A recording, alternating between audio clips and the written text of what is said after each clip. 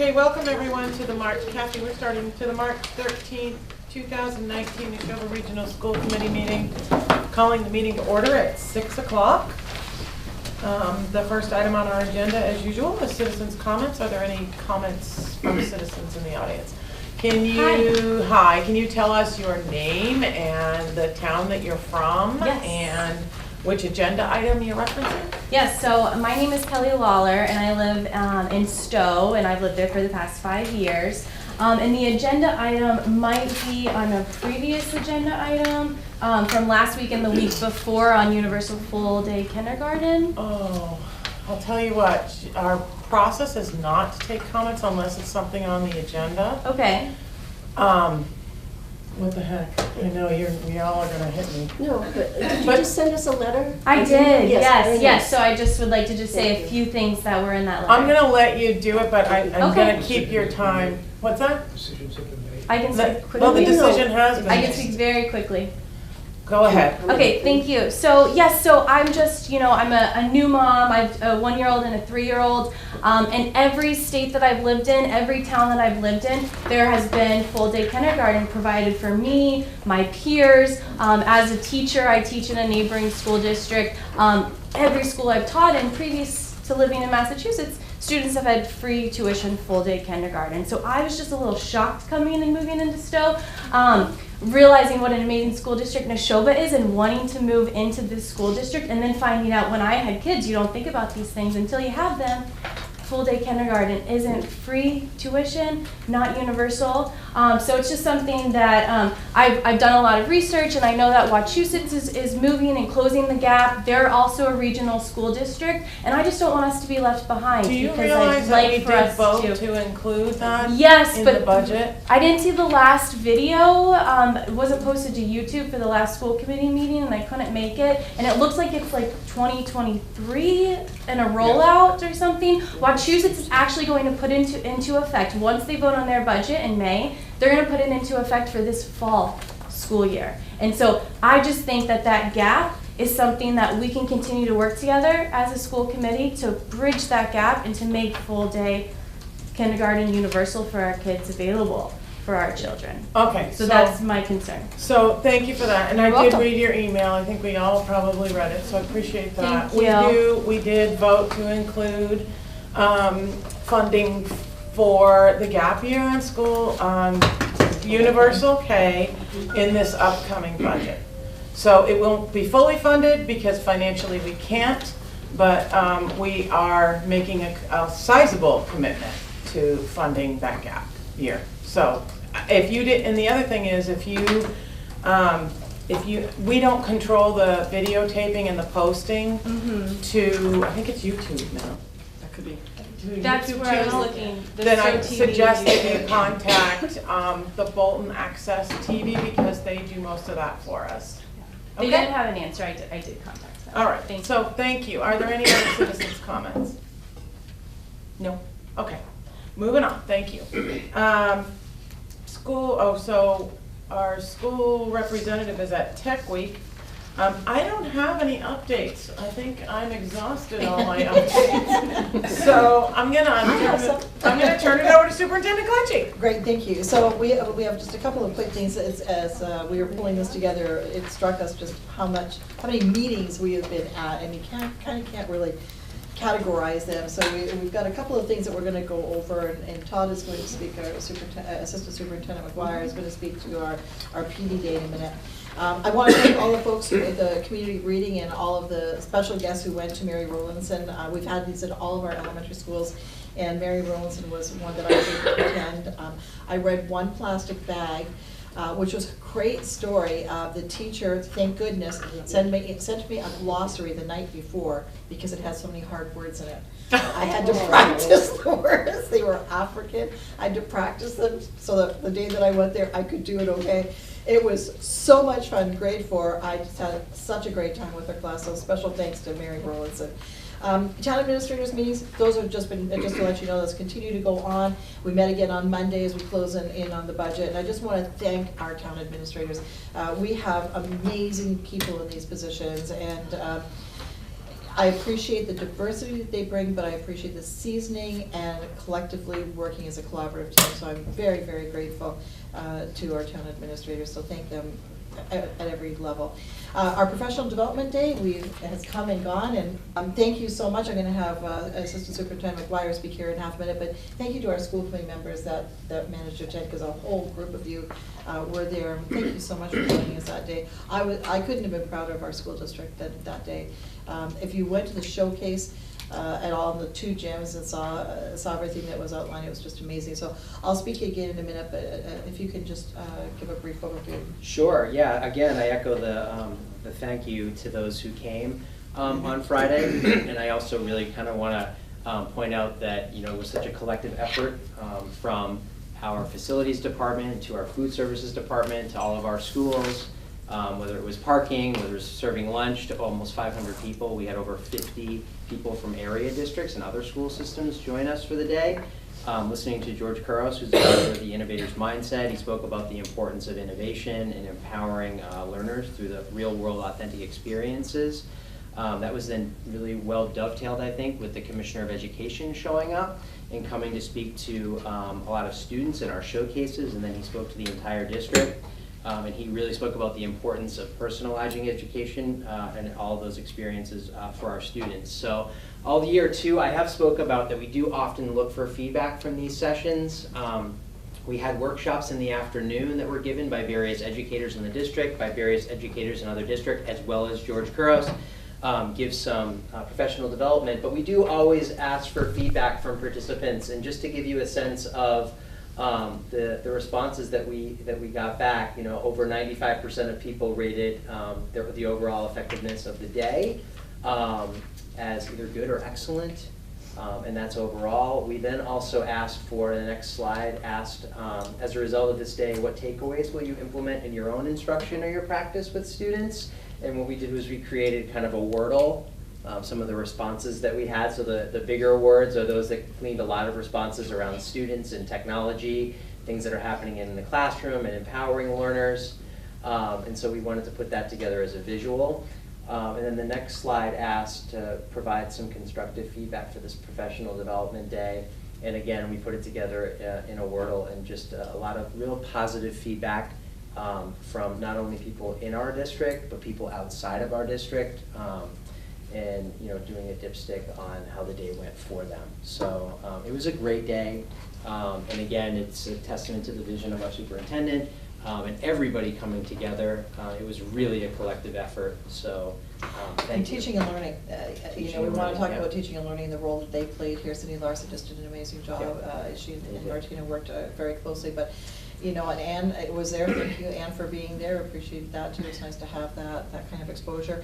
Senator Tran joined us as well that morning. That was unexpected. That was lovely to have him there. He showed up and was like, "Wow, I thought that was really cool. Thank you so much for joining us." So it was just a great day. It was interesting. We were going between the 2 gyms, 2 gymnasiums, because we had so many showcase activities. And by the way, those were so much fun. Whether you're playing with the robots for math or you're playing with the things that we musical for a few the musical things. Oh my gosh, I am clearly not musical. Yes, I've got my first degree in music, but clearly, according to those things, I wasn't. But the commissioner's staff, who of course was with them, and his chief of staff, who's relatively new to the department, turned to me and said, "But do you really do these things in your classrooms?" It's like these are our classrooms that are showcasing this. Wow. But I think it was one of those wow moments when you just thought, wow, yes, look at what we're doing in our classrooms. Mm-hmm. This is amazing. We're so far removed from just this kind of tool, and you take a look at so. Anyway, it was thrilling, and I think, when we talk about the food services, it's one thing when our food services have to deal with like 4 lunches at the high school. It's another thing, because those are all staggered, right? So you have time to but when you've got 500 people walking, and I was at the tail, and we were standing at the tail end of that, and I looked at this mass of people, and I thought, oh my gosh, they will never get through this lunch hour inside of the 45 minutes we've slotted. And I stood back, and all of a sudden I just saw the line go, whoosh. They were so well organized. They have all these different stations. If you didn't stay for lunch, they had all these different stations. So my personal favorite I'd like to point out was the pasta. For all of those of you who are very healthy, you went straight to the soup and salad bars and everything else. I went right to the pasta. That It was opened up the great. line for you. It really did. I'm not gonna lie. There were a lot of people at the pasta bar. It was good. So it was food, and the other story I tell too about the windows, so they took extra care to clean that school overnight between Thursday and Friday morning. And the one thing I thought when I walked out, because we'd done the dry run, of course, again, another dry run, thank you to you too, Todd, you did amazing work on this. The last dry run Thursday night, I thought, oh, we still need a little spiff and polish here or there. The janitors just moved in and did an amazing job. That Friday morning I walked in and I thought, oh my gosh, somebody didn't clean the windows. I saw fingerprints all over the windows. So I thought, you know, Brooke, you can't complain, the school looks amazing, like, just don't say anything to anyone. Of course, I could not help myself. First custodian I saw, and he said, Brooke, doesn't the building look great? I said, it looks amazing. But I see all those fingerprints over the, he said, oh yeah. Within 5 minutes, there wasn't a fingerprint to be found, you know. Our teams are amazing, whether it's teaching and learning, the custodian team, who are standing out there in freezing temperatures directing traffic because, and that was so well organized. It was well organized. We were The concerned traffic, about we were traffic so worried and about the parking number spots. of parking spots, but it was perfect. So thanks to everyone for attending. Thank you for coming. So that's that. Budget process, of course, has taken up most of our time and most of our lives. So we're looking forward to this evening and hopefully that we can bring some closure to our budget process. We've now met, Pat and I have gone around and met in every single one of our communities, and last night also met with the board of selectmen in Stowe. Their charter is a little bit different than the others, and so every department has to present at the board of selectmen, as we did that as well.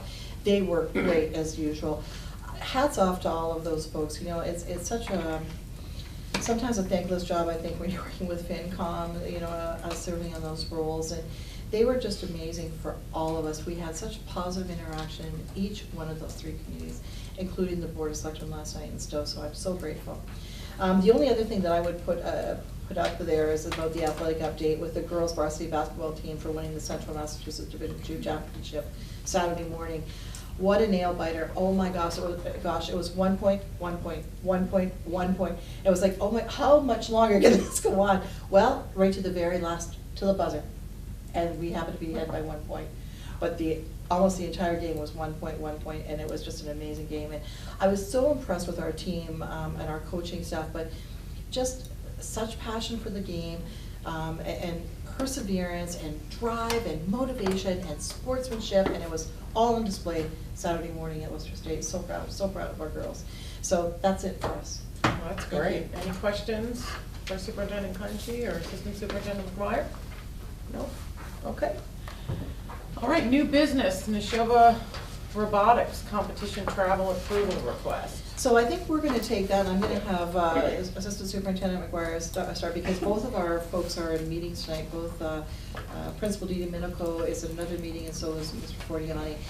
This is a regular yearly excursion that Mr. Fortiani takes every year with his group. And we had even alluded to this at our last meeting when we were talking about the group going to New Jersey. So this is the exact same group, and this particular competition is in Maine. He goes every year. So this is just an annual thing for them. So this is us just coming forward. It'll be overnight, and everything is in place for it. And everybody's quarried and fingerprinted, and all the information is in the document. And the buses are aligned. Great. Thanks, Lynn. Jolita. Just out of curiosity, this is total cost of students, so it's $200 per student? I'm not sure, I'm sorry. I'm not. Yeah. I talked to Oh, there Elle it is, about thank you. that. Yeah. It's just the hotel room, that's all they have to pay for it. So they in one hotel room? No, the total No, cost retail. per student. Per student. It is per student. Singular, Yes, it's per yeah. student. Per student. Any other questions? Nope. All right, Kathy. I move. Okay, excuse me, I move to approve the Neshoba High School robotics team travel request to Lewiston, Maine on April 4th through 6th, 2019 for 25 students and 5 chaperones to attend the Pine Tree Robotics Competition. Is there a second? Second. Thank you. Elaine seconded. Any questions? They're always tied. Any comments? You get the next one. All those in favor? It's unanimous. Alita, thank you very much, by the way. All righty, and now on to old business. Okay, so before we jump into the FY20 budget discussion, As you all know, per our regional agreement, we have to approve a budget by March 15th. So that's why our agenda tonight is light, to allow as much conversation as we need to have so we can get where we need to go. And I'll turn it over to you. Great, thank you. And so we said to you, I'm not going to rehash absolutely everything. I'm not sure what Alita's going to put up there right now, but basically we came to you last meeting and you gave us some food for thought and asked us to do a couple of different things. We went back and we did all of that. I'm going to turn it over to Pat here in a minute, just to let you know that everything that you had requested we put in there, and so we are at our final number this evening, so I'm just waiting for it to go up there. That would be it right there. So Bolton has landed at finally at 4.87. Lancaster is 3.18%, and Stowe is minus 0.13%. And that's where, and when I spoke to all of our FinComs, I did not share with them the final numbers because you hadn't seen the final numbers yet. So it was important, and they were very good about understanding that. We told them that we would do the final tonight, and unless we had any other changes that you had asked us to make, we knew that it would be just a little bit less than we had said last meeting, but they didn't know any finals. So this is where we've landed, in the final increase is 2.99%, and so we would ask that you vote on that number this evening. Pat, is there anything else that you'd like to add tonight? They'll probably talk to the E&D component. We added Yes. a little bit more in from E&D, and not necessarily what we wanted to. It wasn't exactly what we would wanted to do, but there we are, thank you. You'll see at the bottom When there, you we say added additional, additional. you say additional. Yeah, More. Oh, plus what was in there before? 700,000 is what Now happened. it's 750. Right, and we are comfortable with that number, because that's, if you'll recall, what we did last year was 800, and we keep trying to get that number down every year, and you'll recall that we've done that since the forensic audit, because you'll recall that it used to be over $1 million, and so every year we try to bring it down. I just would have liked to, our first go around this year was 600. I think that's what we had started with, and then we had to build it up a little bit more to make it all work. So that's where we've landed tonight. We're comfortable with that number. Anybody else? Lynn? I'm having trouble with 50,000 for E&D, because the 50,000 is for kindergarten, right? That's the additional money for the kindergarten? No, that's not really how it works, because I wouldn't equate it, like, we certainly didn't equate it like that at all. Well, okay, so there was a vote that was taken, in addition to the 200,000, another 100,000. Mm-hmm. And then this 50,000 isn't necessarily to offset the kindergarten. Right, because remember, we also took out the dean of students position. We did everything we said that we were gonna do at that last meeting, is exactly what we did. Yep. But if we weren't taking an additional $100,000 for kindergarten, you wouldn't need $50,000 from E&D. I'd be thrilled with our taking another 50,000 from E&D. But that's not what it's for.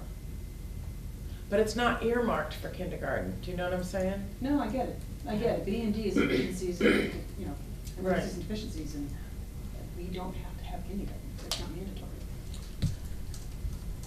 But okay, so if we decided not to fund kindergarten at all, we would still have a budget that I think is benefiting from taking some money from E&D and applying it to the budget. It's rare that I vote along town lines. It is really rare. And you've seen me do it. You've seen me support Lancaster. You've seen me support Stowe and not have an advantage to Bolton. This year, every year it's like, oh, it's a tough budget year. But this year, I was like, oh my gosh, this is gonna be a tough one. And the fact that we've been able, and kudos to you two, Pat and Superintendent Clenchey, for being able to reduce the amount of money that we're taking out of E&D to replenish. Kudos to you for that, but I think given that this was an unusual year except for Stowe. I don't know how that happened. Except for Stowe, I think that it's appropriate to slow that replenishment down. We're not replenishing. I That's mean, we're still 50,000, right? Yeah. From last year, so. And there is still additional money in E&D. That's right? Like correct. we certified 1.2. 1.4. 1.4 million. Yeah, so it's. But we were trying to get off that wheel. We're trying, yes, you're absolutely right. We are, but think about what does that mean? To get off that wheel means you're taking an extra $100,000 to $200,000 out of your budget to replenish E&D. It's that much less you're taking from E&D. It's that much less revenue, so it's that much more expense you have to cover, That's exactly right. right? No, I totally get it. Jump in if you want to. I just wanted to ask a question, if that's Oh. okay. Oh, go ahead. No, you finished it. Okay. So, just to be clear, did we not, were we planning to create a stabilization Yeah, that's coming line up. item? Okay, and were we going to take the monies that were left in the revolving funds for preschool and extended day and apply those to that line item, or did we? No, we did 200,000 of the 300,000 that went into this, will go into the stabilization fund for K. But, no, my question has to do with those other funds, you know, not revolving, you know what I'm saying? You know the funds I'm talking about, Pat? The stabilization funds? No. When you have extra money in, we have revolving funds. $300,000. What are the funds where if you have money, like for student athletics at the middle school? Okay. If there's money left over, they go into a fund, and what's it called? A revolving The fund. revolving All right, fund. so, 2 meetings ago, did we not talk, or maybe last meeting, was it not mentioned that there was money in the revolving account for preschool Yes. and extended day, or no? Yes. Yes. Okay, and that those were going to be used to seed the gap year for the preschool? 200 of Yeah, it. yeah. Let me finish. So that means that was $200,000 that we didn't have to add to the budget. It was like Right. that money went in, and the other 100,000 went for OPEB. Right. Okay, so I guess I'm having a hard time understanding why there's an issue with the 50,000. No, I just don't Well, you have to understand. ask why. Lynn. Yeah, I don't She's got understand. the issue. And I get it about the. No, because what yeah. the vote after that was Yeah. to reduce, because in the last meeting, Brooke came in and said we're reducing $100,000. Right. By the end of the meeting, Yep. we had voted for another $100,000 to go into K. So now K is gonna have $300,000 in stabilization. So in order to do that, we had to borrow from E&D. Right, No, we No. did not, no. It's coming from the revolving fund. the extra 50? Where's No. that Why would the budget 50? go up? Guys, okay, so everybody stop for a second. You're looking at this linearly. You're looking at it move this from here to here versus, I'm gonna, think about this akin to the way we give the superintendent money and she decides how much each of the people that works for her gets. Yep. We don't decide it. We give her her money and we say, unless it's by law, you've got to use it for X or Y, you decide where you're going to allocate it. Okay. That's what this 50,000 is. We could say, yes, it's going to offset the cost for K, or we could say, no, it's going to offset the cost for the new instructional aid that you Yeah. might need. Pick anything. Okay. Yeah, it could be But anything. but if we had not voted to put an additional, to increase the budget by $100,000 or whatever, to put to kindergarten, we wouldn't need this. See, Not I necessarily. totally disagree with you, because I think the way I look at it is that 100,000 was really the dean of students. So I guess it just depends on how we look at things, right? So I understand what you're saying, but. Okay. But your thinking is spot on. How are you thinking about this? Oh, they're gonna think we're in cahoots. And we're No, not. Okay, I hear what you're saying. I know. Again, I think you're thinking about this very linear, which is great. I want you to come to work with me. But I see it more as, you've got your money, you decide, you have to make this budget work. Right. You had a question? Maybe you'll answer it in the same way, but is there a way of identifying how that money is used from E&D, once we pull from E&D? Like, is there a specific way of tracking, this amount is used for this is used for that? Not really. I mean, that's not generally, it's more along the lines that she says. I mean, it's a single line and then we boost that line or take away from that line or what have you. And it's seen as a revenue that comes in to support the budget. So it's not, it doesn't go specific to this line or that line. Are you saying after the fact, if we get to the end of the year and there's a request to move money out of E&D, that you would want to know where it's going? Because I think we're over-engineering this issue a little bit, and it could be me, so I need to know what the rest of you think.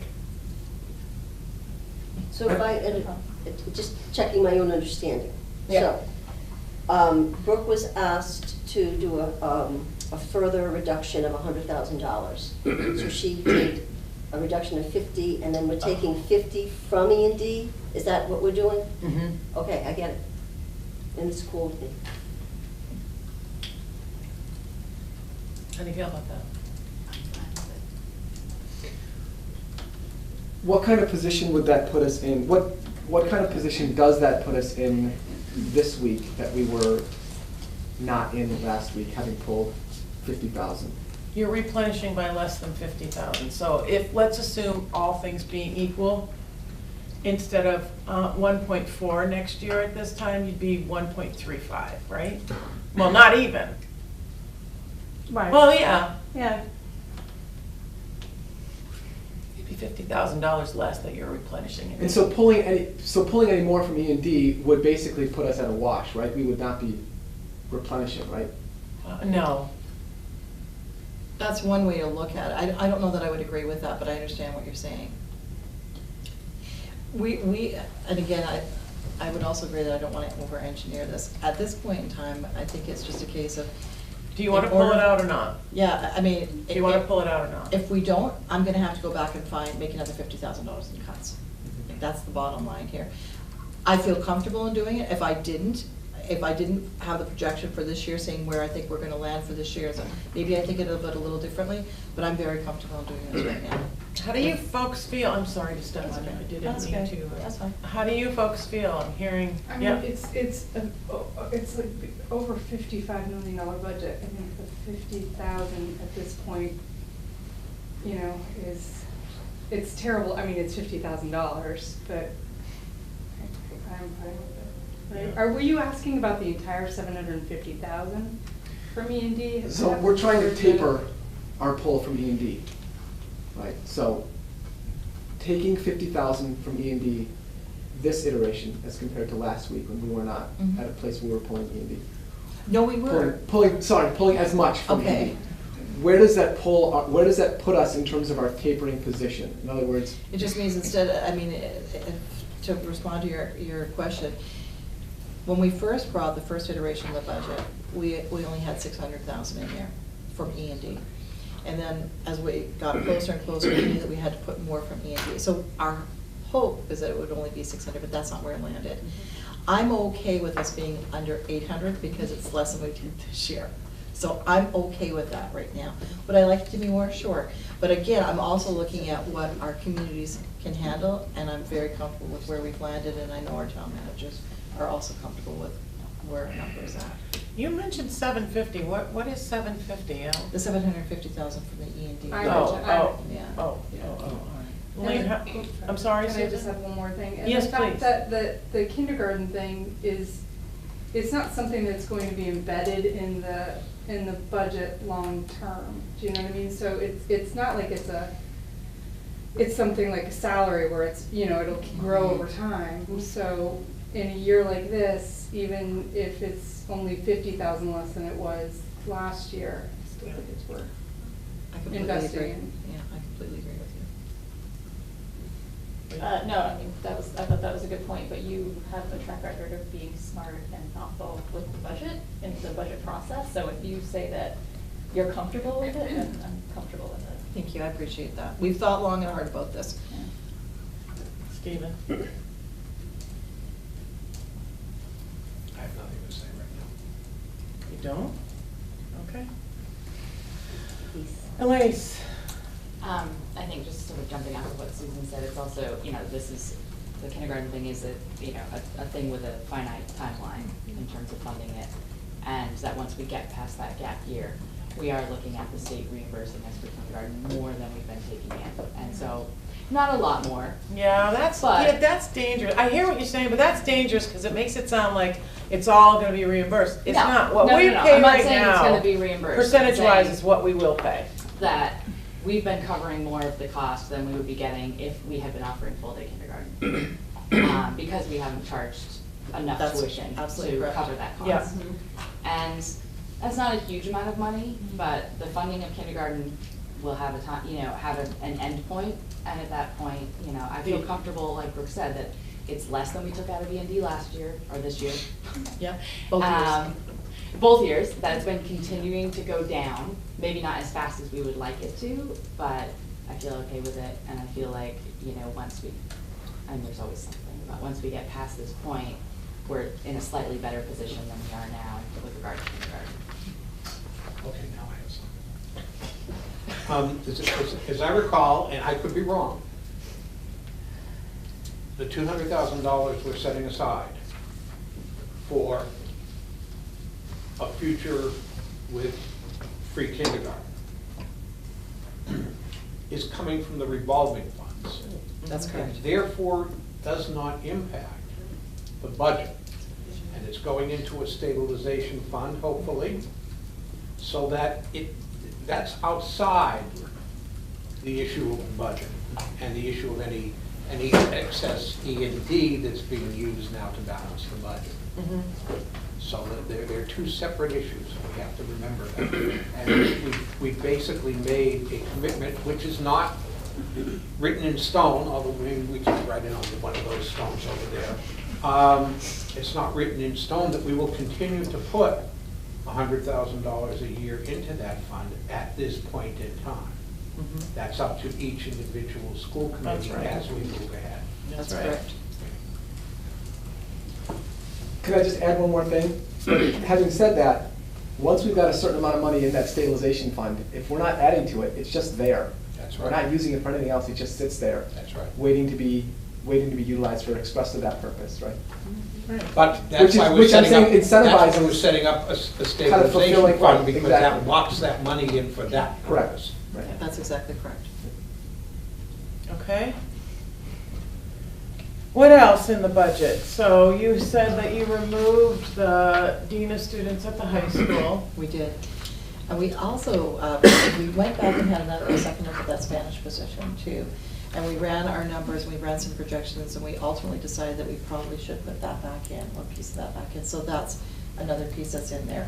So, but I feel tonight, like I come to you tonight, and I feel good about where we've landed. And I don't feel that, when I look at other budget years, and that some of the cuts that we have had to make, that didn't happen this year. So in spite of all things, and in spite of Bolton being in the position that it's in, and I feel good that each of the communities should feel good about the numbers where we've arrived at. So I'm very comfortable tonight. Is the staffing requests increase on there the Spanish or teacher, or is that something else? No, there's a little bit of a bump up there, but not much. So it's just taking like a partial position and, That's okay. right. All right. So it's not a full 1 FTE? No, it's not. Okay. Is there anything in this budget, I'm gonna open a can of worms. Is there anything that's not in this budget that is gonna create angst for the district? No, I don't think so, but I think that the only concern I have goes back to our fleet, which we've brought up around this table a million times. But we've already had, I don't think that we need to hash that through, because I think we landed where we kind of landed last year, so I'm comfortable to wait till the end of the year. So I'm very comfortable with that. And see where things land. Yeah. I think that makes sense too. Okay, any other questions or comments? Big year. Big year. Oh, I have just one question. I hope I have the answer. Do we have any money in the budget to add anything to the field carpet stabilization? I thought we did. Yeah. We do? Okay, I didn't What'd you put in, remember. do you know? I think it's 50,000. Oh, good. 50,000, okay. Awesome. That's fine. It's interesting because that came up at a couple of our FinCom meetings as well. And to be honest with you, our FinCom meetings were so good. And one of the things that they said is they appreciate the fact that our E&D is where it's at right now. They feel that that's a healthy place for it to be at. They liked our presentations this year. We got a lot of positive feedback about that. I felt very good about our presentations and the interactions with our FinComs this year. They were really, really good. So the one piece we need you to speak to is the leach field and Sure. the oil tank at the high school. Yep.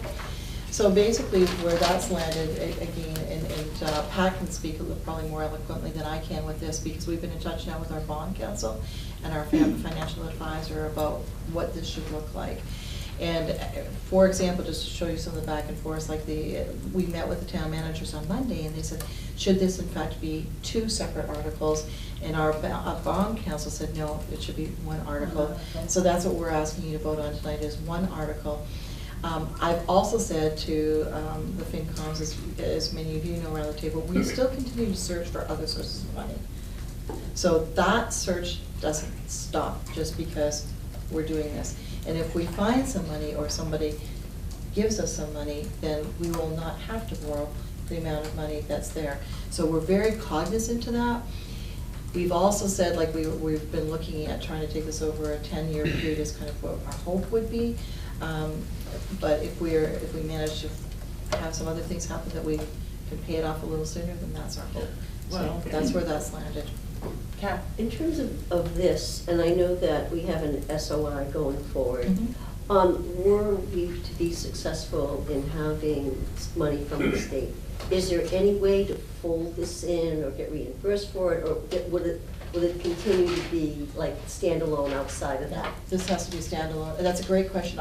In fact, I asked MSBA that very question. Yeah. And I think Lynn had brought that up at another point in time too. And so I did go back and have that conversation very specifically with MSBA, and the answer is no, this is standalone.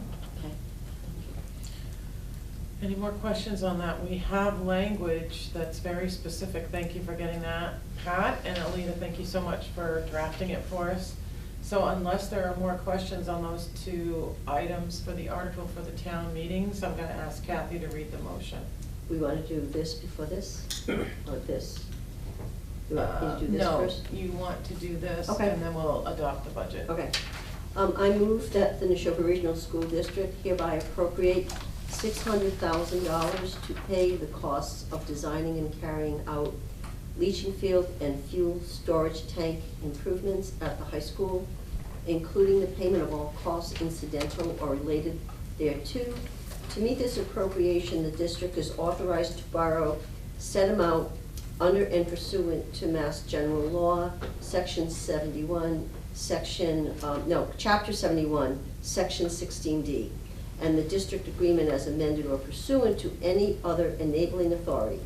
Any premium received upon the sale of any bonds or notes approved by this vote, less any such premium applied to the payment of costs of issuance of such bonds or notes, may be applied to the payment of costs approved by this vote, and whoever wrote this is wonderful. I learned MGL in accordance with Mass General Law, Chapter 71, Section 16D, thereby reducing the amount authorized to be borrowed to pay such costs by a like amount. The amount authorized to be borrowed by this vote shall be reduced to the extent of any grants the district may receive from the Commonwealth of Massachusetts or any other source to pay any portion of the costs of the projects approved by this vote. Further moved that within 7 days from the date on which the vote is adopted, the secretary be and hereby is instructed to notify the boards of selectmen of each of the member towns of the district as to the amount and general purposes of the debt herein authorized as required by the district agreement and by Mass General Law, Chapter 71, Section 16D. Take a breath. Well, that was the motion. Do we have a second? What'd she say?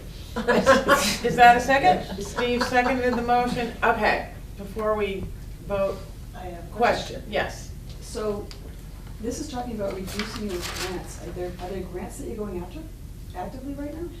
We are searching for any other, I won't be specific on this, but we're searching for any other means that we can possibly have to offset this. So if they do secure a It's what they grant, do, so it isn't like you're pursuing some, they might fall through, you're looking. I mean, you're just actively looking right now. We're It's not like there's some actively that looking. are actually in the process and they may fall through. This is. I would say we're actively looking. I feel more comfortable with saying we're actively looking. Okay. Mike, So building off of Lynn's question, let's just assume worst case scenario, a grant doesn't emerge to help pay for this.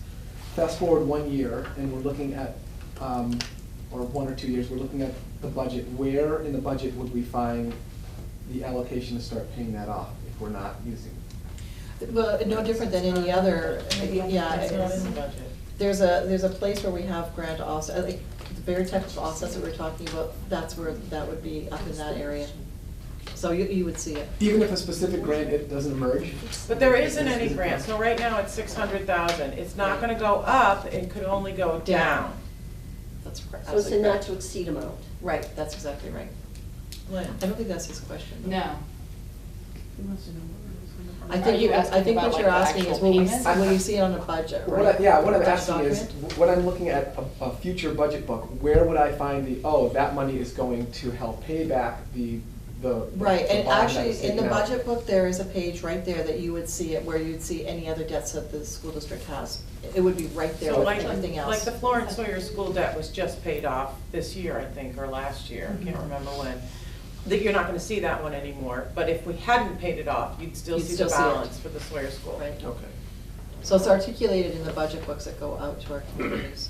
Elaine, you have a question? I'm a little scared to ask this. What if the towns vote it down? What happens then? Then we come back to square one. I would be surprised if they do. I mean, I certainly haven't gotten that sense in talking to the number of people that I've been communicating with, so I would be surprised if it does. However, you never know, right? And so if that happens, then we will be having a whole different discussion. Lynn? I just wonder about the wording, only because, We don't have a We didn't have choice anything on that. to, this is all word from our lawyer. Yeah. but we're not doing improvements, these are new. But I think this is, who gave us this This language? is Rick Manley, he's our bond counsel from Yeah, we're Law. not touching that language. He's the bond counsel, and what we're trying to do is secure a bond to pay the debt. That's the So- debt instrument we're using, is a bond. Okay, and so, and we're not gonna say not to exceed it all, this is $600,000 or It- whatever? Whatever this says is what we say. The mitigating language follows, even though it's hard to understand. Brooke did a nice job up front saying that whatever we take in, if there's anything through grants or Well, the no, I state, it'll totally take it get down. that. Yeah, but No, no, that's- I yeah. totally get that, but. But then you're This is voting- for the borrowing, though. Yeah. So if this, Oh, one second, okay. if this, Go ahead. if this project, you have estimates, right? Yes. If this, for some reason, something happened to the economy and that estimate, if it weren't locked in, if it went up, the bond will only cover 600,000. The district would have to make up the difference, and That's that's not absolutely right. something we can really Okay. plan for. Does that make sense? No, it's, the fact that it's going to the bond, yes, I'm fine. Okay. That's his. Any other questions on this? Alita, I don't have to do a roll call, do I? No. All right, all those in favor? It's passed unanimously, thank you. Thanks for the questions, thank you for the input. All right, so now, can I take a peek at this? You can. Thanks. So now that we're done with that, how do you feel about the budget for FY20? Are you guys in a good place with it? Have any other Stowe burning loves issues? Stowe does love it. That'll never happen again. But you don't know that. No, we've always, I mean, I don't know about last year, but I know we've always been traditionally high, or higher than everyone else. Oh. So, yeah, this is a good year. And you know, it's interesting, all of your town administrators say the same thing. Every year, it's somebody else's turn. This year, it happens to be Bolton's. Last year, it was Lancaster. So Bill's saying, you know, I figured next year, it'll be Stowe. Yeah. So if there are no more questions or concerns or comments or grandstanding, not that you have yet, but why don't you make a motion to adopt the budget? Okay, I move to approve the FY20 proposed budget as presented in the amount of $55,733,801.00. In a second. Second. Thanks, Elise. Okay, last chance. I just have a quick question. I know that this doesn't exist. I at least I don't think it exists, but for every iteration that you go through, that fundamentally changes the budget. It tweaks and it Right. changes. Is there a way to see what any individual iteration looks like as a proposed? So in other words, if we went back to February 27th, as of February 27th, this is what this would look like. So that we could go through and say, okay, I'm gonna compare this to last year, and that's what these numbers look like. Or is this just all done after it's been voted for and adopted by the school committee? And you mean, do you want to see the detailed line items? I'm not saying I want to see them, I'm saying, is there something like that? You have that. Yeah, we'd have to keep track of that, otherwise we. Yeah, and we've gotten better with this with time, I've got to say. I mean, this year, when we sat down to do the budget this year, because we're so structured, and thanks to our chairman for making sure that we're always structured in everything we do, whether it's around this table or in our offices. No, it's true. She says nice things now that you're leaving. It's okay. But you lead by example, and we all knew that after the forensic audit, we needed to put major structures in place. And so even our budgeting process this year, we knew, what did we call it, the hot list or whatever it is, we keep running tallies, we track everything. And so to be honest with you, from the first iteration to the last, absolutely everything is tracked in our offices. So moving forward, I'm just thinking about this being my first year going through this, but next year, if we have gone through several different versions, I could check in and say, can I see what these numbers look like, even though they'll probably change between now and next? Okay. Yeah, that's always available to you. You can always, as a school committee member, come in. But for us to go to through that kind of detail at every single school committee, for the amount of change that we make, right. Logistically, it's impossible, right? And so that's why we, working with our FinCom over the last couple of years, which is now budget and warrant, that's why we've gotten to where we've gotten with saying these are the big things, and this is, rather than going through every single thing. So for example, facilities was such a great example this year. Not that I feel good about that, but Rob had, the notion of having one person do something, and for grounds, which we've since cut, of course, right? But with that came certain machinery, certain things, certain contracts. So when we took out that one person, all of the other stuff also fell off, But we know that because we know all the lines so well, but to show that for every single thing, for almost $3 million, it's just enormous. You'd never get through your meetings. So that's why we do the high level. Yeah. No, I understand that. Are you worried about services? I'm not worried, it's just the way that I do things is I'm always kind of comparing this with that. Okay. And so the way that we do this now is you chunk things together, right? You say, this has been changed, this has been changed, this has been changed. Right. But for me, I think it would be, not that I'm asking this to be especially done for me, but the way that I would do it is I would go back and say, okay, if this were the budget today and this were approved, this is how this would change, this is how that would change. And so that would make me feel a little bit more secure with how those numbers are shaking out. Yeah. That's all. You're always welcome to come in and see the work that we do. And Michelle and Pat are both so detail-oriented, and they keep track of absolutely everything, so you can always come in. And we need that, because when we go back, we're already thinking of next year's, this year's budget for us is kind of done. We're already looking to next year's budget, right? So we're always planning almost a year ahead. And so to be honest with you, we've already got the tickler file for next year saying, okay, this didn't make it in this year, but you know what? Moving into next year, here's where we're heading. So we're always that much ahead of the game. Okay, so thank you for the questions and the answers. I have a motion, we have a motion on the floor and a second. Assuming that there's no more conversation or questions, all those in favor of adopting the FY proposed budget as presented? It's unanimous. Congratulations. Thank you. Thank you very much for your Thank you. work. Nice job. Appreciate Thank it. you, Pat. And thanks to Michelle, too. So much work. Moving on to the 2019-2020 school year calendar. So I'm gonna let you do an overview And then we'll open it up for discussion. Sure, thank you. And I'm actually going to turn it over shortly to Anne Marie to just do a broad synopsis, Anne Marie, of where we're at, some of the types of communication that have come in, and then I'm hoping that tonight we'll be able to make a decision and vote on the calendar as it is, or if you feel so inclined to make some changes, then we need to know that. But you know, we're getting a lot of parents wanting to know where do we stand so they can plan for next year. So, Anne Marie, I'll turn it over to you. Thank you. When we left the conversation last was 2 meetings ago, and then we left it that we were going to put the agenda, the calendar on the next agenda, so people would have an opportunity to talk to their constituents and see what questions and what concerns there were.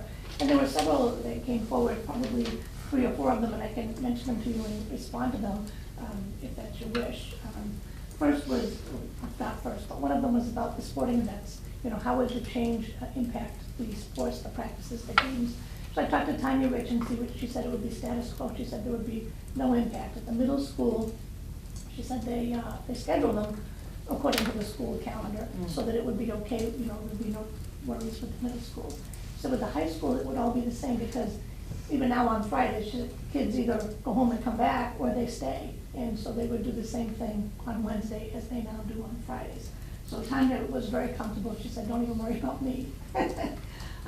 Let's see, we had some people come forward about asking questions about the speech services for the pre-K students in the Lancaster schools. Because right in the afternoon, because they have the speech services now on Wednesday, and they were concerned that those children would miss their speech services.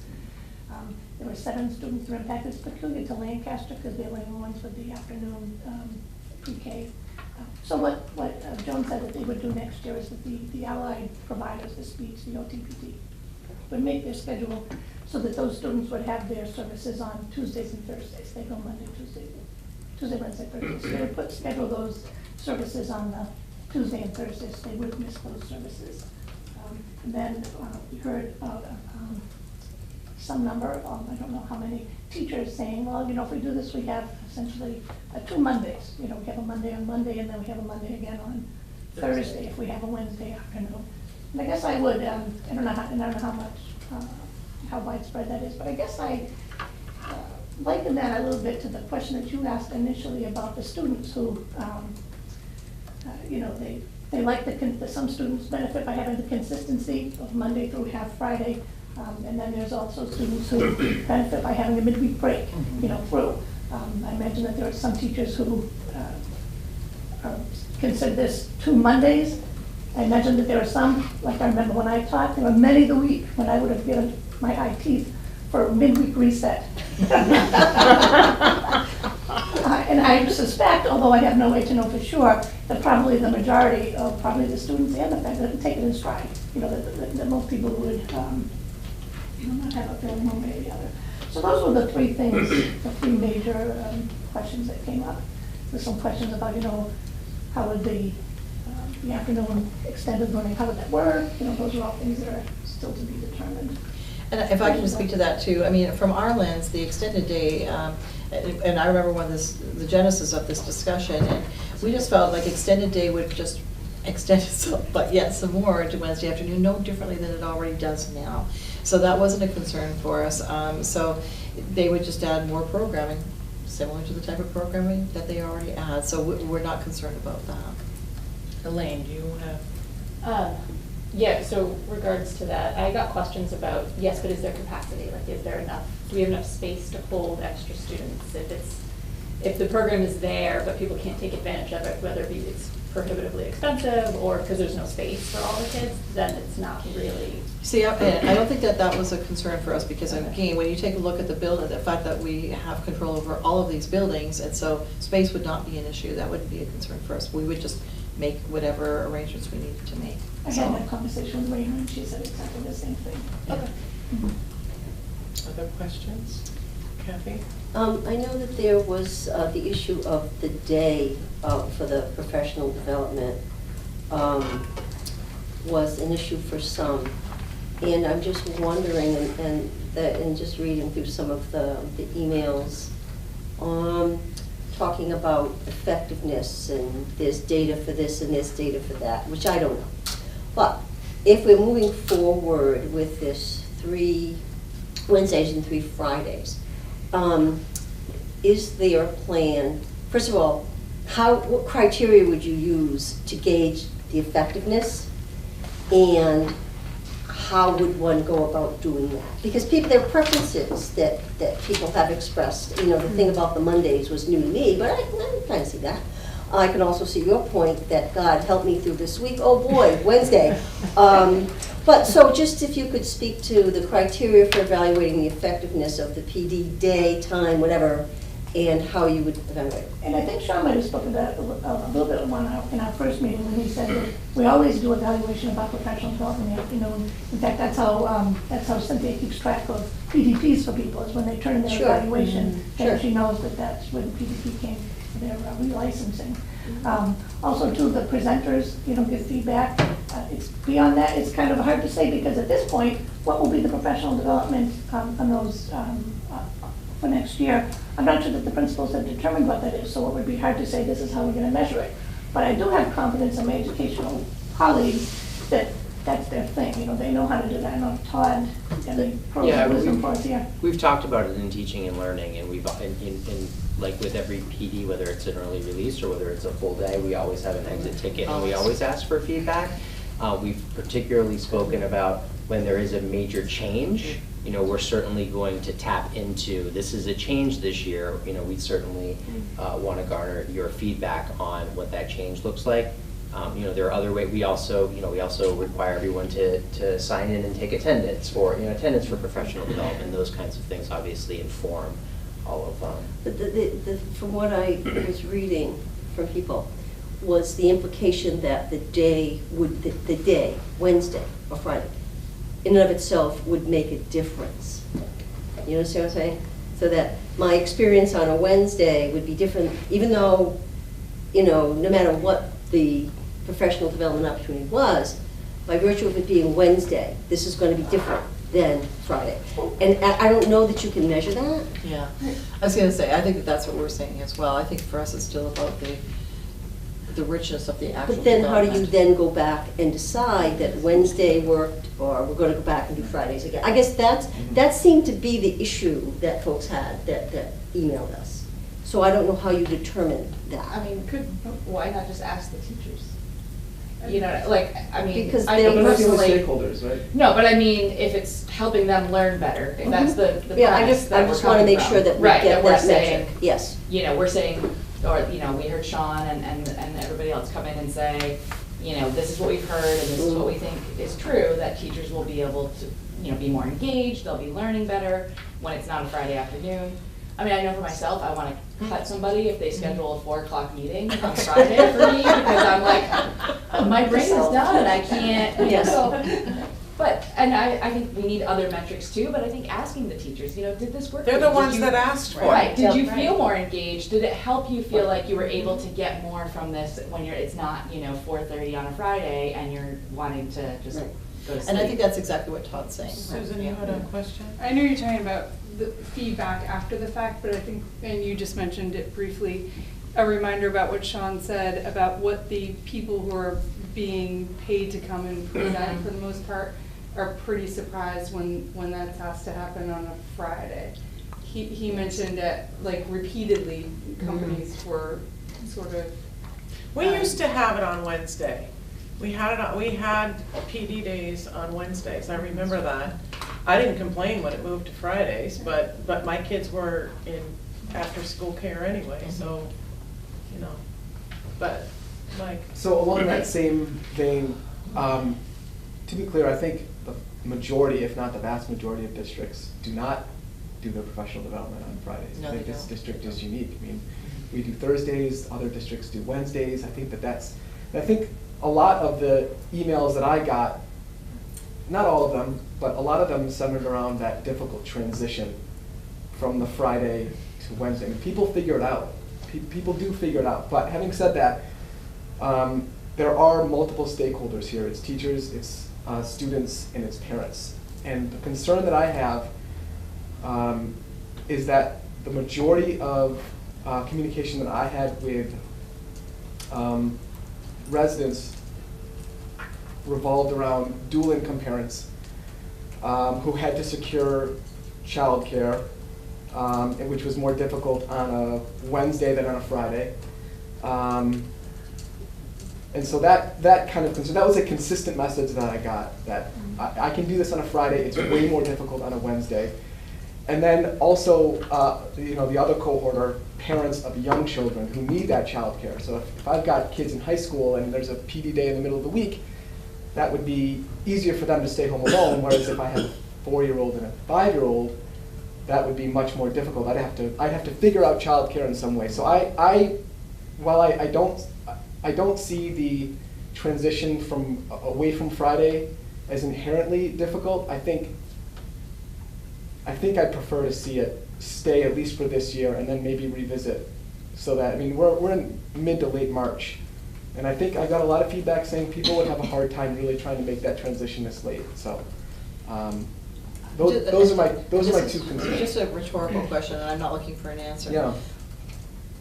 But we put this out in January, right? So this, I think that was the first time that we talked about this, and so this discussion is not new, and I don't know, and I'm not saying on one way or the other, Mike, but I am saying, what would the difference be between this year and it's a rhetorical question. I'm not even looking for an answer from you, to be honest, but I don't know what would change so much that it would be different to try the year after this year rather than this year. So it's just a comment, that's all.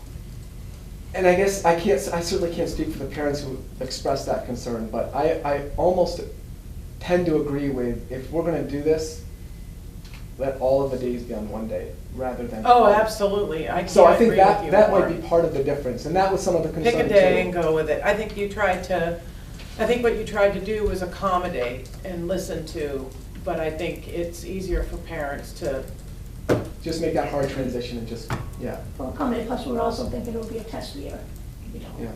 But then you're not really, yeah. The only other thing I would add is, and you know, I wasn't gonna say anything until we got to the table, obviously, but I was thinking the same thing, like, give people a chance to get used to it. So I have two comments, but then what you're saying makes perfect sense. And the two comments are, you know, if we give when you're working full-time and you can work from home on Fridays, and it's a great opportunity for you, it's just a nice way to ease into the weekend, it's low stress, blah, blah, blah. And changing a work schedule, and it depends on the industry, I get it. It doesn't take a year to change a work schedule. It's like you need to have those conversations with your manager, and then they either say no or yes. I think this is a lot about desire, and I think that I'm okay with keeping it on Fridays, but because this came from the people who are doing the job.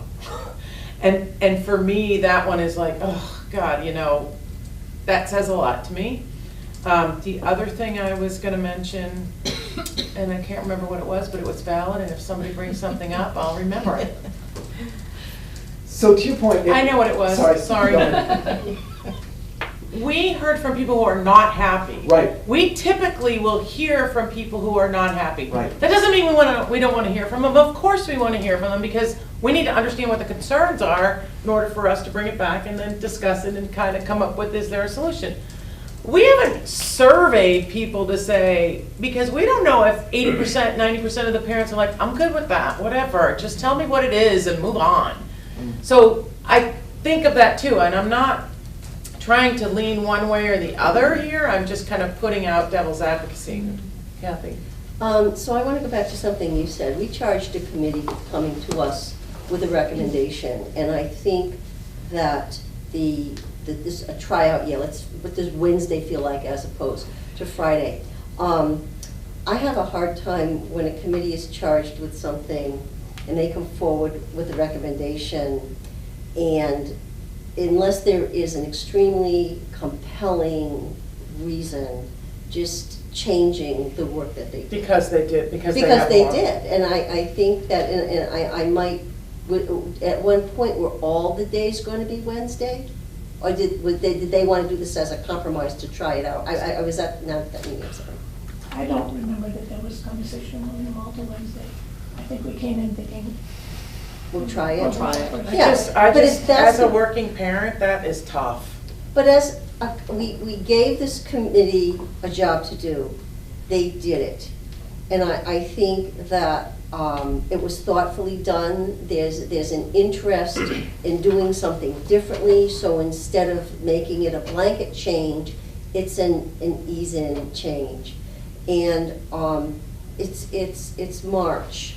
It starts in, the first early release day is in September.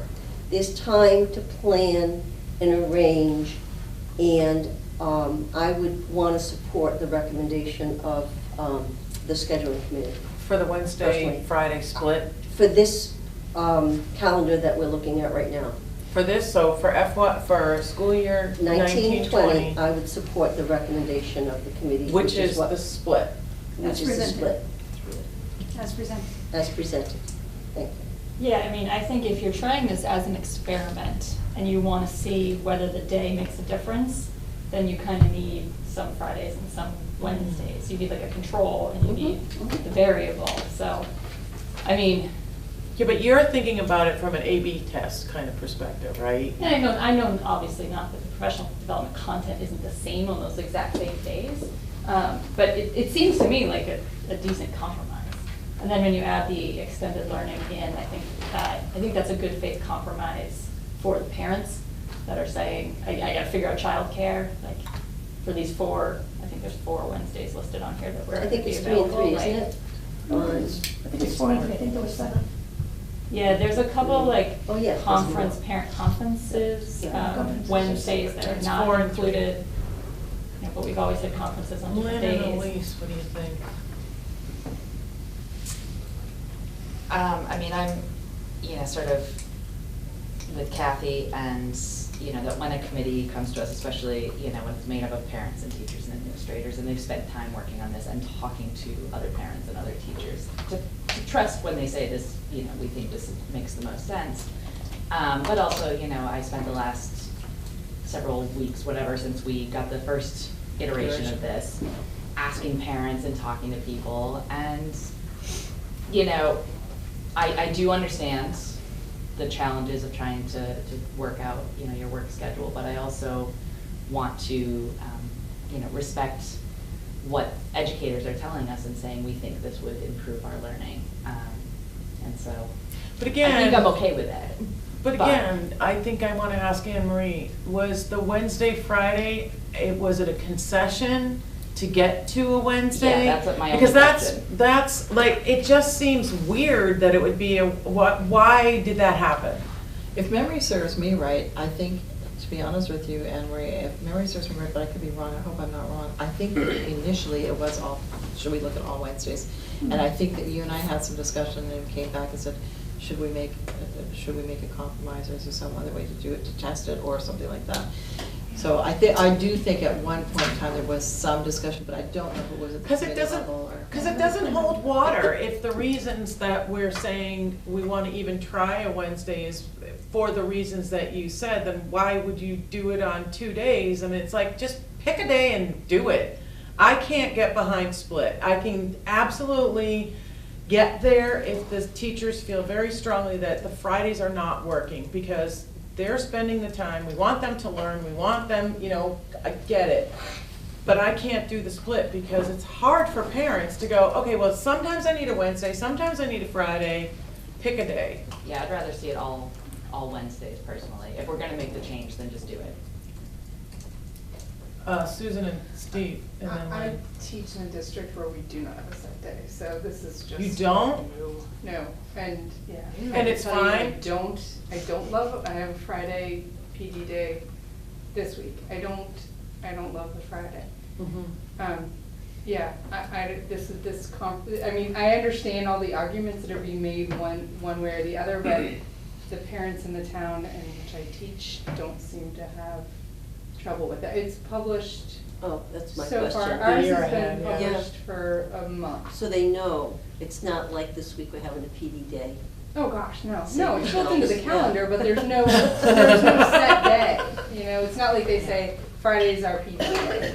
They, And I you know, think a they lot of just districts plan are like based that. on, based on what Okay. the month looks like, how many holidays there are. You know, like if you were to move the January one to Wednesday, it would be just a short week after, after New Year's, or if you put it on the 15th, it's the week before, what is that? That's high school. No, but those are It the, starts. okay, so those aren't the, No. no, but are those finals or something? They have their Well, those are midterms. The midterms, yeah, so I guess having a half day week, that doesn't, I guess, might have much of an effect. But, you know, I don't know. Seems like What do you think? a lot of. I think there's an advantage to having it as a consistent day of the week. But I can understand the compromise or the trial to move it from some Fridays to a Wednesday as a transition year. I think we revisit it next year and move it either all to Friday or all to Wednesday. For the 2021 calendar. For the year after next. What you got? As a parent, I hate the calendar. There are 15 full weeks of school. And I've never liked the calendar. But I love what you did for November. November was really bad this year. So I love November. I would love it if kids could get out earlier. I mean, the late June is just too late for me. I mean, this is just personally. So, but I know you gotta do what you have to do with the calendar. I've been looking at it for 20 years, and I hate PD days. You know, they pop up when I don't know when they're gonna pop up. When I went to school, it was all after school. Conferences were after school. So this to me, when I look at it as a parent, yeah, I hate it. But you do what you gotta do with what you have. I mean, you guys are, your hands are tied for most of it. Right. Yeah. I mean, it's getting too philosophical debate about whether or not. No, But that was your, and you're a teacher. I love her. Seriously, certification when I went, people didn't have to. I know, yeah, but when I went to yeah. school, my parents, you know, they went after school, you know, they met the teachers after school, everything was after school, but they were all full weeks, except the holidays. But, I mean, so yeah, it just, you know, and I get it as a teacher, I totally get it, and I know that your hands are tied, you know? I don't hate the calendar. I love that we have Thanksgiving, the day after Thanksgiving off. I love the December Monday, you know. You can, you know. All right, Elaine. Just, one other thing that we haven't talked about that did come up for me that I think will be important to track no matter what we do is student attendance. And if there's changes on student attendance on these different days. That's a really good I do point. know a lot of people, myself included, that Pull their kids out. leave on Fridays. And will parents pull their kids out on a full day Friday? Will they take a Wednesday? Like, I don't know what would And happen that's very there, easy but for it us would to be track. easy to But you track. know It would what, be good but to that track, too, yeah. is even teachers do it too, right? Didn't, how is Be attendance? careful what you ask of me. How's attendance on PD days? Good Do you have answer. drop off? What's that? Do you have drop off on a None Friday? None that I'm aware of, but I'm not an administrator, so I don't keep track of that stuff. That Oh my everybody God, knows did you is like that there. pivot? So, okay, so y'all, I mean, we can keep kicking this out, I mean, there's no, but I think we kind of exhausted the subject. We're done. So, are we have options. We can either vote the calendar as recommended by the committee. We could decide to keep them on one day, Wednesday or Friday. We need to give our teachers PD. This was a request from the teachers, that's how it came up. It wasn't a request from the administration, right? That wasn't our request. The other factor is that the administration is making after-school care available, extended day, for anybody who may need it, which I think is I loved that when you mentioned that. I think that's really thoughtful to It's not free. parents. It's What? not free. No, it's not free, but it's this, no, it's not. It's infants. And how many hours is it? 2, 3? In the afternoon, which is just for the afternoon. Is it less than a babysitter? I would say that I think our extended care is very reasonable, very, very reasonable. Okay, so what do you people want to do? All right, I would move to adopt the 2019-2020 calendar as proposed. I would second.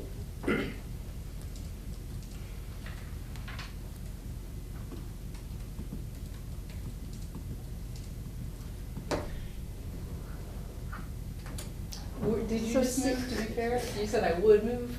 No. She said I moved. moved. I seconded. I seconded moved it. it. Well, she said I Kathy would move seconded. and you said I would second, as if Because she like, said yeah, I would was move, intent so I that was was just, just, you know. Moved and seconded. And All right, you want to do it again? No, we have a motion on the floor, thank you. I am really struggling here because I respect what you've done with this, but the split days thing, I can't. I just. Then call the vote and see where we land. No, this is the time for discussion, you'll learn that. I would just say Go before the ahead, vote, Mike. I think I can speak for everyone here to say that we really appreciate the time and the effort that went into this, regardless of how people vote. I think we all very much respect the attention to and the consideration of all these variables, which is obviously very difficult. So thank you. So, is that it? I'm really, I could go either way, I think. I understand wanting to move it all to Wednesday, and there's a part of me that thinks, and I heard from several parents too. Or Friday, whatever day. You know, said if you have to change it, and you know, everything, I definitely heard from some parents that said, this would kind of be crappy for me, but if it's better for the teachers, then I'll deal with it. You know, so I did hear that from some parents too, that, you know, like, we understand and we value our teachers. But I did hear from several parents that was like, if you have to change it, fine, but just do one thing. Don't do half and half. Just make it all Wednesday if that's what you're gonna do. But I also understand the argument of, you know, several parents I talked to were like, Fridays are great for me because I don't work on Friday, or I can work at home, and I feel like it balances the respecting the teachers and giving them something that is potentially better for them, but also understands that parents and families are an important part of the district and trying to also respect I can buy that. what you know, and it feels a little bit like, we're kind of making nobody happy, you know, if we split it, but at the same time, you know, it's being respectful of the parents who said, you know, Fridays are really better for us and this is why, and, you know, but also, so I could go either way, I don't. So the bottom line is it's 3 days that are moving to Wednesday. Yeah. I can buy that. Okay. Let's put it, thanks for putting it in Four. perspective. Plus the conference is going to Wednesday, which is. It's the red, white, 1, There's 2, 4 Wednesdays. 3. 4 Wednesdays, 3 Four. I'm- 4. There are 4 Wednesdays. September 18th, October 30th. Oh, I wasn't looking at, so that, the slide's not that, okay. I wasn't looking at the top of the 4 slide. dates that are on the bottom right under where it says the extended budget. It's 4 and 3. Okay. Given what you just said, all those in favor? All those opposed? I'm sorry. The motion passes though, 6-2. The opposed were, I almost called you Neil, Mike, Paresh, and myself. All right, moving on. Director of Pupil, we really beat that one into the ground. Lots of rich discussion though, really. I'm very respectful of the discussion. Thank you, Anne Marie, I appreciate Thank you, that. Anne Marie. Thank you very much. Okay, Director of People, Personnel Services Yeah. contract. So so we're gonna bring Joe and DeAngelis to the table. Thank you, Joe, for joining us tonight. So this is one of the contracts that well, the decisions that really comes forward to you. It's really an advise and consent decision, and you're really making the motion on my recommendation.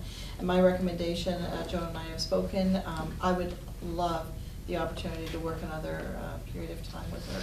I've thoroughly enjoyed everything, Joan, that you've brought to the table, and I feel really good about where we're at. I mean, I know that we still have work to do. We all recognize that with everything, whether it's teaching and learning, food service, whatever. We always look to consistently improve.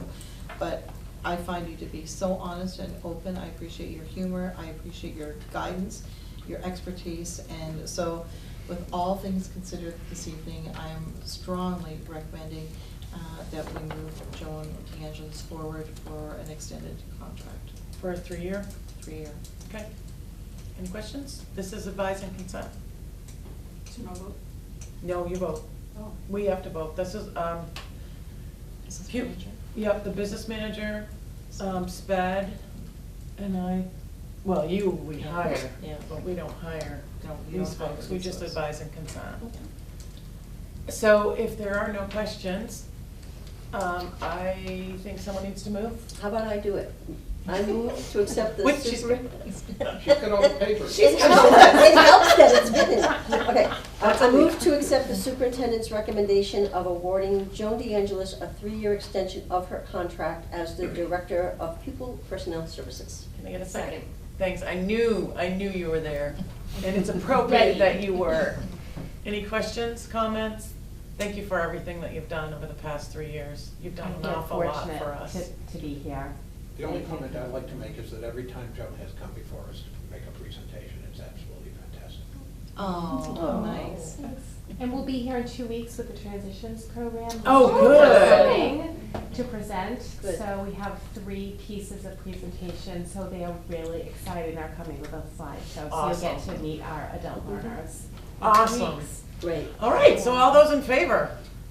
It's unanimous, thank you, congratulations. Joan. Congratulations. Thank you so much. All right, we're moving into subcommittee reports. Budget and warrant, Mr. Rubin. What is there to say after the? I know, we're done. That's, you're right. All right, that was well done. This was easy. That was well done. And personnel, Ms. Cody Ann. Okay, we met on March 6th. We reviewed the process with Brooke for her, for preparing for the superintendent's evaluation. She is going to be working on her self-evaluation. And then at the, is it the March 26th meeting or 27th? The 27th meeting, from 5 to 6, we're gonna do a workshop on completing the superintendent's evaluation. So it'll be, you'll have the forms that we're going to use. I don't know if Brooke will have her information ready for us by that time. I think that would be good if you did. And we'll just go from there. And then what we need from you is the deadlines for getting all the information to you, what you see the deadline is. Oh, well, let's look at it, shall we? Why not? I think,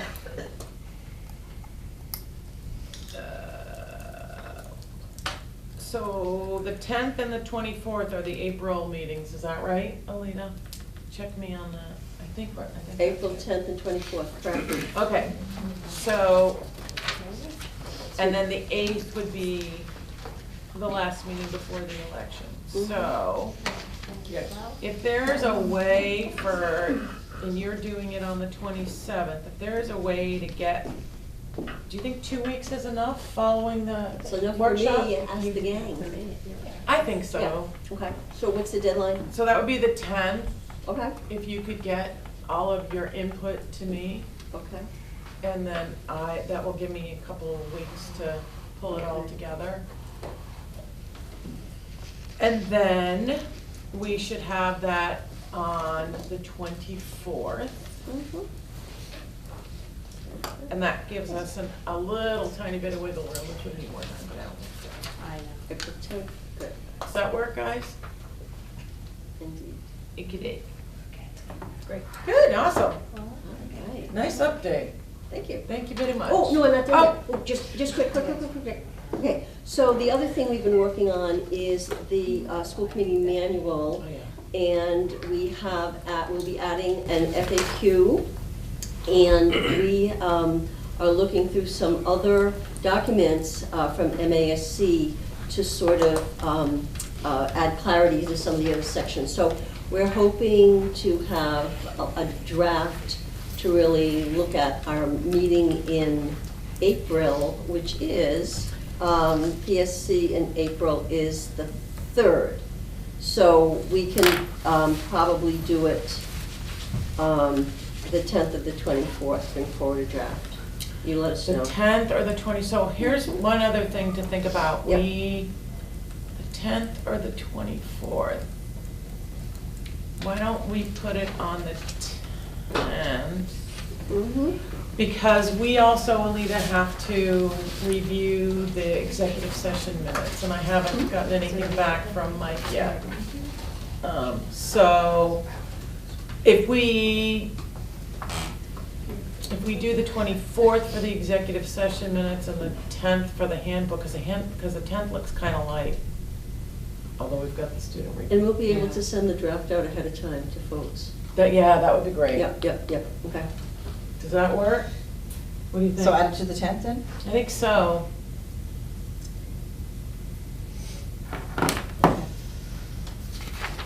Okay, awesome, thank you for that. Correspondence, anything, I think all of you have been great about sharing the correspondence, so I can let others know, give them a heads up, that's really helpful. And our consent agenda, meeting minutes of February 27th, 2019, warrants of April 15th, 2019 are considered approved. There's just one change, so the vote to go into executive session, I was listed as a yes, but I was not. So I told you. Oh. So just approve and amended. Oh, okay, sounds good. Thank you.